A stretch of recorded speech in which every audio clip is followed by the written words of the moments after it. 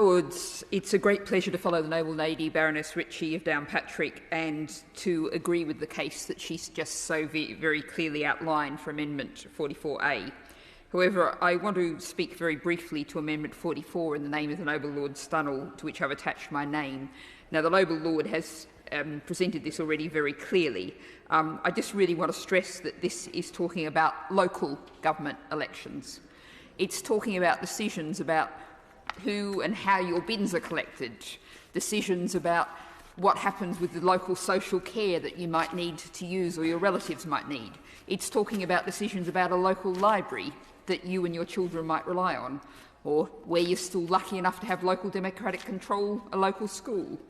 And surely if you have made yourself part of that community, you are there relying on those services, contributing to that community, you should have a say over it. And that, I think, is the case here. And I think there's also a practical case of the point in time we're at now, where there's going to be a huge level of difficulty and confusion for voters, for canvassers and people politically campaigning, for local officials, with the cut-off date of the end of the transition period and settled status, and different situations for different European countries, EU members. It's all going to get very complicated and very messy. And finally, just one final observation for tonight, while expressing my opposition to Amendment 43, moved by the noble Lord Hodgson and Ashley Abbots in the name of the noble Lord Green of Deddington.